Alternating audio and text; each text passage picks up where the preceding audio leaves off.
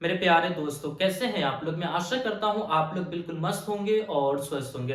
दोस्तों, आज के इस वीडियो में हम बात करने वाले हैं म्यूचुअल फंड की। म्यूचुअल फंड में हम एक ऐसे इन्वेस्टमेंट के बारे में बात करेंगे जिस इन्वेस्टमेंट में आप शुरू से अपने थोड़े थोड़े पैसे को इन्वेस्टमेंट करेंगे, जो कि आप एसआईपी के माध्यम से हर महीने कुछ कुछ अमाउंट को इन्वेस्टमेंट करेंगे। और जब कुछ सालों के बाद आपका अमाउंट काफी बड़ा बन जाएगा, तब आप उस अमाउंट से हर महीने एसडब्ल्यूपी करेंगे। यानी कि एसआईपी से आपकी शुरुआत होगी और आपका जो फ्यूचर रहेगा वो एसडब्ल्यूपी होगा।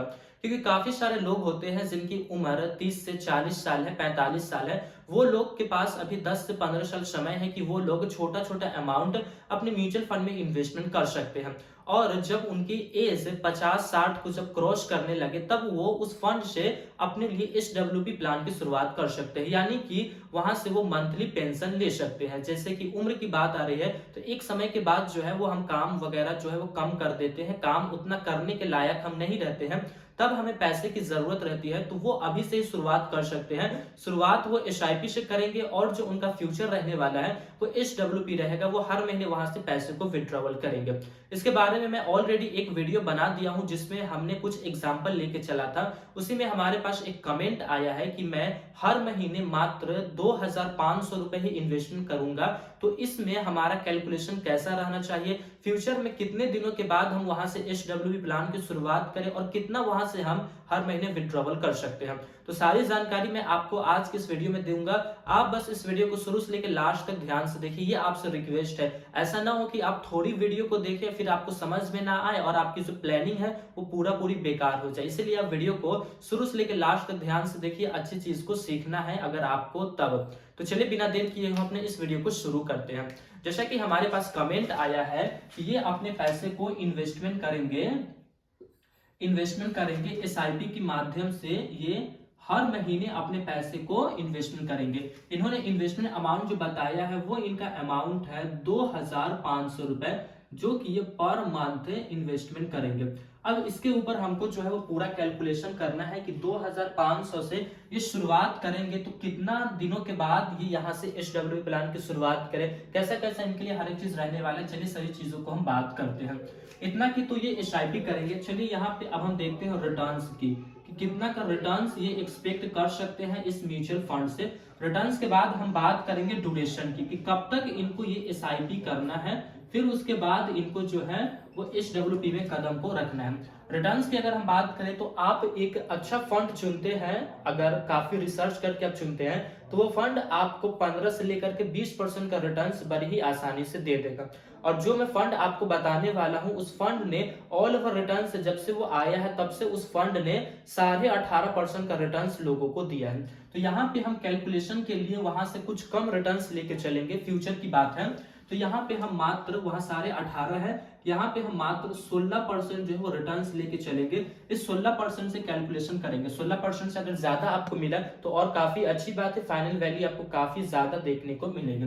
ड्यूरेशन की अगर हम बात करें कि एसआईपी हम कब तक चलाएंगे, तो आप कम से कम आपको 10 साल जो है वो एसआईपी को चलाना है, तभी आपका जो मेच्योरिटी अमाउंट है, जो फाइनल वैल्यू है, वो काफी अच्छा बन जाएगा।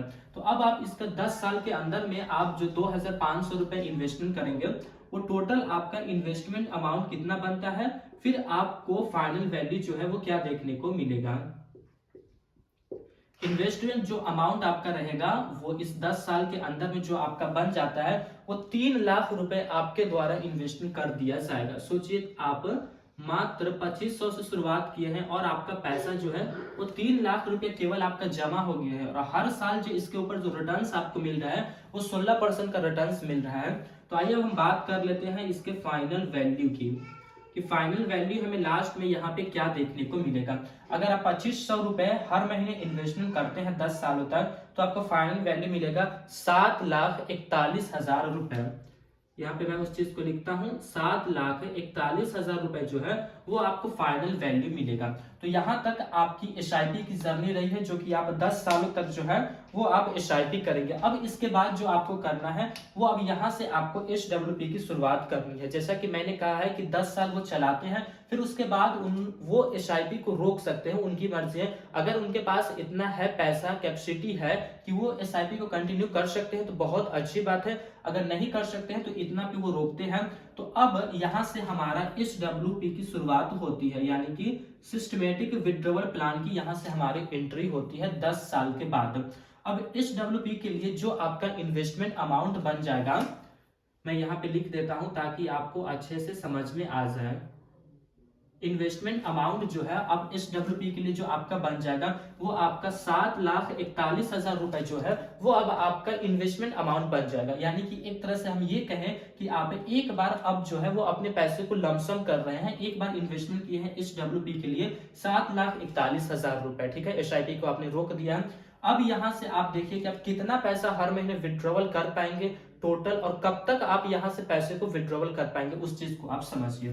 पहले हम बात करेंगे यहाँ पे, सबसे पहले जो हम बात करेंगे वो हमारा रहेगा मंथली विड्रॉवल का, कि कितना पैसा हम यहाँ से विड्रॉवल कर पाएंगे। 7,41,000 रुपया हमारा अमाउंट है, इससे हम कितना विड्रॉवल कर पाएंगे। फिर हम देखेंगे कि हम टोटल विड्रॉवल जो है वो कितना पैसा को करेंगे। टोटल विड्रॉवल के लिए हमें एक टाइम पीरियड यहाँ पे भी सेट करना पड़ेगा, एक ड्यूरेशन जो है यहाँ पे भी हमें सेट करना पड़ेगा। ऐसे कोई लिमिट नहीं है कि आप इतने दिनों तक अपने पैसे को विड्रॉल करेंगे, जब तक मर्जी है आपकी तब तक आप करते रहिए, 10 साल 20 साल 50 साल जब तक आप कीजिए, वो आपकी मर्जी है। लेकिन कैलकुलेशन हमारा आसान तब होगा जब हम यहाँ पे ड्यूरेशन को फिक्स करेंगे कि इतने दिनों तक हम अपने पैसे को विड्रॉवल करेंगे। मंथली विड्रॉवल की अगर हम बात करें, 7,41,000 रुपये आपका इन्वेस्टमेंट है, तो आप यहाँ से 8,000 रुपए जो है वो पर मंथ जो है वो आप यहाँ से विड्रॉवल कर सकते हैं। मंथली विड्रॉवल जो है वो आपका 8,000 रुपए हो जाएगा। अब हम बात करते हैं टोटल विड्रॉवल की, तो उससे पहले हमें ड्यूरेशन को देखना पड़ेगा कब तक हम विड्रॉवल करेंगे। मान लीजिए आप 10 साल SIP चलाए हैं और अगले 10 साल के लिए आप जो है वो SWP करना चाहते हैं, तो यहाँ पे हम 10 साल लेके चलते हैं कि 10 साल तक हम इस SWP प्लान को चलाएंगे। तो 10 साल के अंदर में आप हर महीने 8,000 रुपए जो विड्रॉवल करते हैं, तो टोटल विड्रॉवल जो आपका बन जाता है वो है 9,60,000 रुपए। ध्यान से इस चीज को आप समझिएगा, काफी अच्छी चीज मैं आपको बता रहा हूँ, फ्यूचर प्लानिंग में आपको बता रहा हूँ। 9,60,000 रुपए जो है वो आपका टोटल विड्रॉवल बन जाएगा कि आप 10 साल में इतना पैसा यहाँ से विड्रॉवल करेंगे। बात यहीं पे खत्म नहीं होती है, एक और चीज है जिसको हम बोलते हैं फाइनल वैल्यू। यहाँ पे भी आपको जो है वो फाइनल वैल्यू जो है वो आपको देखने को मिलेगा। जैसे आपको यहाँ पे फाइनल वैल्यू मिला था जिसको हमने इन्वेस्टमेंट अमाउंट माना था SWP के लिए, अब आपको 10 साल के बाद भी आपको लास्ट में फाइनल वैल्यू देखने को मिलेगा, जो कि आपका फाइनल वैल्यू बनता है 10,75,000 रुपए। 10,75,000 रुपए जो है वो अब आपका यहाँ पे फाइनल वैल्यू बनता है। सोचिए आपका इन्वेस्टमेंट अमाउंट मात्र 7,41,000 रुपए था जो कि SWP के लिए, उससे आप टोटल विड्रॉवल 9,60,000 रुपए विड्रॉवल भी आप करते हैं, और लास्ट में जब आप उस फंड से एग्जिट करते हैं तो आपको 10,75,000 रुपए जो है वो आपको दिए जाते हैं मेच्योरिटी के तौर पे। टोटल की अगर हम बात करें कि दोनों मिला करके हमारा अमाउंट जो है कितना बनता है, विड्रॉवल प्लस हमारा जो फाइनल वैल्यू है वो दोनों मिलाकर हमें कितना यहाँ पे देखने को मिलता है, तो यहाँ पे आपको 20,35,000 रुपए आपको टोटल अमाउंट देखने को मिलेगा। 20,35,000 रुपए आपको टोटल अमाउंट देखने को मिलेगा। यानी कि आप 2,500 रुपए से शुरुआत करेंगे और जो आपका फाइनल वैल्यू रहेगा वो आपको रहेगा 20,35,000 रुपए। तो इस तरीके से आप ना SIP से SWP की प्लानिंग कर सकते हैं। ये मैं काफी अच्छे तरीके से रिसर्च करके आपके लिए मैं बताया हूँ। अब ये तो कैलकुलेशन हो गई, लेकिन इस चीज को हमें किसी न किसी फंड में तो इन्वेस्टमेंट करना पड़ेगा ना। जो हम 2,500 रुपए इन्वेस्टमेंट कर रहे हैं, ये किसी न किसी फंड के अंदर तो हमें अपने पैसे को निवेश करना पड़ेगा, तभी तो इन सभी चीज को हम अचीवमेंट कर सकते हैं। तो आइए अब हम बात कर लेते हैं डायरेक्ट उस फंड की कि किस फंड के अंदर हम ये सारा प्लानिंग कर सकते हैं। मैं ऐसे तो काफी सारे फंड है जो मैं पिछले वीडियो में जो बताया था वो कुछ अलग फंड है, इस वीडियो में जो मैं आपको बताने वाला हूँ वो फंड अलग फंड है। अगर जो ये इस वीडियो में, इस लाइन में जो वीडियो बन रही है उसमें से किसी भी फंड में आप कीजिए, आपको अच्छा रिटर्न से देखने को मिलेगा। मैंने पिछले वीडियो में HDFC का फंड सजेशन किया था। इस वीडियो में मैं जो आपको फंड सजेशन करने वाला हूं वो है ICICI का फंड। तो आप देखिए, इस फंड के बारे में भी आप जानकारी लीजिए। दोनों फंड में से आपको जो बेहतर लगे उसमें आप इन्वेस्टमेंट कीजिए। तो इस फंड का नाम मैं आपको बताऊं तो इस फंड का नाम है ICICI पोटेंशियल इक्विटी एंड डेब्ट फंड। तो चलिए इस चीज को हम यहाँ पे लिखते हैं, ICICI पोटेंशियल इक्विटी एंड डेब्ट फंड। ये हमारे फंड का नाम है जिसके अंदर आप SIP से शुरुआत करेंगे और बाद में आप यहाँ पे SWP भी करेंगे तो आपके लिए अच्छा होगा। SWP की जहां पे बात आती है तो काफी ज्यादा रिसर्च करना पड़ता है, तब हम एक अच्छे फंड को चुन पाते हैं। तो काफी मैंने इसके बारे में रिसर्च किया है, तब जाकर के मैं इस फंड को चुन पाया हूँ। इस फंड की अगर हम बात करें कि इस फंड में आप जो भी पैसा SIP करेंगे तो वो आपका पैसा कितने कंपनी के अंदर में जाएगा, तो यहाँ पे मैं शॉर्ट में आपको लिख देता हूं कि आप जो भी पैसा इन्वेस्टमेंट करेंगे वो आपका पैसा जो है वो 128 कंपनी में जाएगा। कहने का मतलब ये हुआ कि इस कंपनी के अंदर, इस फंड के अंदर आपको 128 कंपनी के स्टॉक्स जो है वो आपको देखने को मिलेंगे। और सेक्टर की बात करें तो लगभग सभी फंड के अंदर आपको 10 सेक्टर्स मिलेंगे, इसके अंदर भी आपको 10 सेक्टर्स मिलेंगे। चलिए सबसे पहले मैं यहाँ पे होल्डिंग्स आपको बताता हूँ कि होल्डिंग्स जो है वो आपको यहाँ पे किन किन जगहों पे देखने को मिलता है। जैसा कि SWP प्लान की बात आ रही है तो होल्डिंग्स जो है वो मजबूत होना चाहिए, होल्डिंग्स अच्छे तरीके से मैनेज करना चाहिए, तभी हम उस फंड के अंदर में अपने पैसे को इन्वेस्टमेंट करेंगे। सबसे पहले हम जो बात करेंगे वो हम बात करेंगे एसेट स्प्लिट के मुताबिक कि इसका पैसा जो है वो कहाँ कहाँ पे होल्डिंग्स में है। तो चलिए हम बात कर लेते हैं नंबर 1, नंबर 2, नंबर 3, यानी कि 3 जगहों पे आपका पैसा जो है वो इन्वेस्टमेंट किया जाएगा। नंबर 1 में जो आता है वो आपका पैसा जो जाएगा वो आपका पैसा इक्विटी के अंदर में जाएगा। फिर उसके बाद जो आपका पैसा जाएगा वो आपका पैसा रहेगा वो डेब्ट के अंदर में जाएगा। फिर लास्ट में जो आपका पैसा जाएगा वो कैश के अंदर में जाएगा। इक्विटी मतलब कि शेयर मार्केट के अंदर में पैसा जाएगा, डेब्ट मतलब कि गवर्नमेंट बॉन्ड या फिर जो कंपनी पैसे को लोन दिया करती है लोगों को, उस कंपनी में आपके पैसा जो है वो जाएगा। फिर उसके बाद आता है हमारा कैश, कैश जहां पे 3 महीने के लिए आपका पैसा जो है वो इन्वेस्टमेंट होगा। इक्विटी की अगर हम बात करें तो जो भी आप पैसा इन्वेस्टमेंट करेंगे उसका 73.85% जो भी आपका पैसा रहेगा वो इक्विटी में जाएगा। मान लीजिए 1 लाख रुपए अगर आपका इन्वेस्टमेंट अमाउंट बना है तो उसके अंदर से आपका 73,000 रुपए जो है वो आपका शेयर मार्केट में लगा हुआ होगा। डेब्ट की अगर हम बात करें तो डेब्ट में जो आपका पैसा जाएगा वो 16.73%, तो 16.73% जो आपका पैसा रहेगा वो सेफ इन्वेस्टमेंट में आपका जाएगा। ऐसे डेब्ट को सेफ इन्वेस्टमेंट माना जाता है। फिर उसके बाद कैश की अगर हम बात करें तो जो बाकी का जो आपका पैसा बचता है वो आपका कैश में इन्वेस्टमेंट हो जाएगा, जो कि 9.42% जो पैसा आपका बचा है जो कि आपका कैश के अंदर में इन्वेस्टमेंट होगा। फिर अगर हम बात कर लेते हैं मार्केट कैपिटलाइजेशन के हिसाब से, यहाँ पे मैं लिखता नहीं हूँ उस चीज को, मैं आपको बता देता हूँ। मार्केट कैपिटलाइजेशन के हिसाब से अगर हम बात करें तो कैसी कैसी कंपनी के अंदर हमारा पैसा गया है, तो लार्ज कैप के अंदर जो भी आप पैसा इन्वेस्टमेंट किए हैं उसका 93.64%, यानी कि 93.5% जो आपका पैसा रहेगा वो लार्ज कैप कंपनी में, यानी कि जो बड़ी बड़ी कंपनियां हैं उसके अंदर में जाएगा, जहां पे आपको रिस्क जो है वो काफी कम देखने को मिलता है, रिटर्न्स आपको अच्छे खासे मिल जाते हैं। फिर उसके बाद आता है मिड कैप, तो मिड कैप के अंदर में जो आपका पैसा इन्वेस्टमेंट किया गया है वो आपका पैसा है 5%। 5% जो आपका पैसा रहेगा 100% में से वो मिड कैप जो मार्केट कैपिटलाइजेशन के हिसाब से आते हैं उसके अंदर आपका इन्वेस्टमेंट होगा। फिर स्मॉल कैप की अगर हम बात करें तो यहाँ पे आपका 1.36% जो आपका पैसा रहेगा वो स्मॉल कैप कैटेगरीज के अंदर में आएगा, यानी कि जिसके अंदर सबसे ज्यादा रिस्क है उसके अंदर आपका पैसा काफी कम लगा है, बाकी जो जिसके अंदर काफी कम रिस्क है उसके अंदर आपका पैसा जो है वो ज्यादा पैसा लगा है। तो जिस वजह से SWP के लिए ये काफी गुड फंड माना गया है, तभी मैं आपको सजेशन कर रहा हूँ। आइए हम थोड़ी सी इस फंड के बारे में जानकारी मैं आपको दे देता हूँ कि ये फंड साइज जो है वो आपको कितना बड़ा देखने को मिलता है, कितना लोग यहाँ पे विश्वास किए हैं। फिर उसके बाद हम बात करेंगे कि इसके लॉन्चिंग डेट की, कि इस फंड को कब लॉन्च किया गया है, किस साल में इस फंड को लॉन्च किया गया है, कितना पुराना है। फिर उसके बाद हम बात कर लेंगे इसके रिटर्न्स की। जैसा कि इसका रिटर्न्स मैं शुरू में ही आपको बता दिया हूँ कि 18.5% मिला है, वो चीज को यहाँ पे भी हम देख लेंगे। फंड साइज की आइए अगर हम बात करें तो फंड साइज जो है वो 29,816 करोड़ रुपए का आपको देखने को मिला है। 29,816 करोड़ रुपए का। काफी लोग आपको कहेंगे कि जिसका फंड साइज काफी अच्छा आपको देखने को मिले उसमें इन्वेस्टमेंट कीजिए, विश्वास वहां पे ज्यादा है।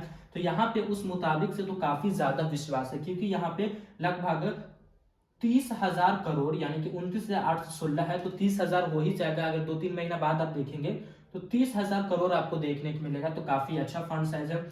लॉन्चिंग डेट की अगर हम बात करते हैं तो इस फंड को जो लॉन्च किया गया है वो है 1 जनवरी 2013 ईस्वी। तो इस चीज को भी हम यहाँ पे लिख देते हैं, 1 जनवरी 2013 ईस्वी को लॉन्च किया गया।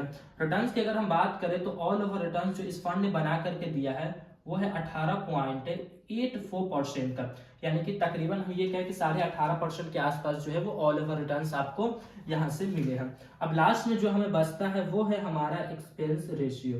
अगर मैं इस फंड की आपको बात कहूँ ना तो थोड़ा सा मुझे एक्सपेंस रेशियो के अंदर थोड़ी सी कमी देखने को मिली है, बाकी इस फंड के अंदर में सभी चीजें हमें ठीक देखने को मिली है।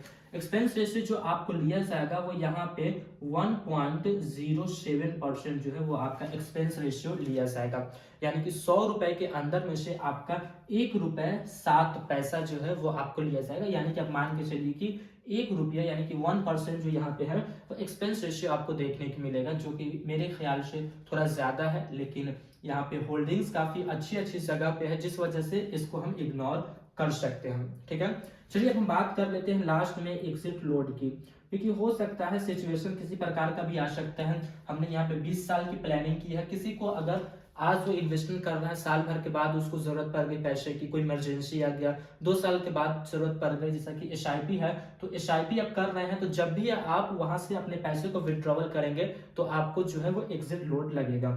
पैसा जो आप इन्वेस्टमेंट किए हैं जब आप उसको निकालते हैं तो उसके ऊपर आपको एग्जिट लोड लगता है। तो ये कब तक लगता है? जब आप अपने पैसे को इन्वेस्टमेंट किए हैं, इन्वेस्टमेंट किए हुए आपका 1 साल से कम हुआ है, तो इसके ऊपर जो आपका जितना पैसा विड्रॉवल करेंगे उसके ऊपर आपको 1% का जो है वो एग्जिट लोड लग जाएगा, यानी कि हम ये कहें कि विड्रॉवल चार्ज जो है वो आपका 1% का लग जाएगा। काफी अच्छा ये फंड है। थोड़ा सा मुझे बस एक्सपेंस रेशियो फिर भी चलेगा, ऐसा नहीं है कि ज्यादा है, बहुत कम है अगर देखा जाए रेगुलर प्लान के मुताबिक। ये जो फंड है डायरेक्ट प्लान का आप लीजिएगा, डायरेक्ट प्लान के अंदर में आपको 1% का एक्सपेंस रेशियो लगा है। अगर आप रेगुलर प्लान में चले गए तो वहां पे आपको 2.5 से लेकर के 3% का एक्सपेंस रेशियो लगेगा, इसलिए सोच समझ के कीजिएगा। बाकी जो कमेंट किए हैं जिन लोग ने, उनके लिए ये काफी अच्छा मैंने प्लानिंग किया है। ऐसे कई सारे लोगों के मन में भी ये ख्याल होगा कि वो शुरुआत एसआईपी से करें और फ्यूचर में वो एसडब्ल्यूपी प्लान भी कर सके, तो इनके लिए ये फंड जो है काफी अच्छा फंड है। जैसे कि डेप्ट फंड है, काफी ज्यादा पैसा जो आपका रहेगा वो डेप्ट के अंदर में रहेगा, यानी कि सिक्योर रहेगा। बाकी कैश के अंदर भी हमारा पैसा काफी हद तक सिक्योर माना जाता है, और इक्विटी ज्यादा होने की वजह से रिटर्न्स जो है वो आपको अच्छे खासे यहाँ पे मिल जाते हैं। तो इस तरीके से आप अपनी फ्यूचर की प्लानिंग कर सकते हैं। बाकी दोस्तों ये वीडियो आपको कैसी लगी आप कमेंट बॉक्स में जरूर बताइएगा। बाकी दोस्तों ये वीडियो कोई सजेशनल वीडियोस नहीं है कि आप इसी फंड के अंदर में अपने पैसे को इन्वेस्टमेंट करें। इन्वेस्टमेंट करना एक अच्छी आदत है, आप सोच समझ करके काफी रिसर्च करके इन्वेस्टमेंट कीजिए, तो फ्यूचर में आपको अच्छा रिजल्ट मिलेगा। बाकी वीडियो ये कोई सजेशनल वीडियोस नहीं है, ये वीडियो केवल एजुकेशनल पर्पज के लिए बनाई गई है। तो फिर मिलेंगे दोस्तों एक नए वीडियो में, तब तक के लिए जय हिंद जय भारत। अल्लाह पाक आपको सलामत रखे और आप हमारे वीडियोस को इसी तरह देखते रहें।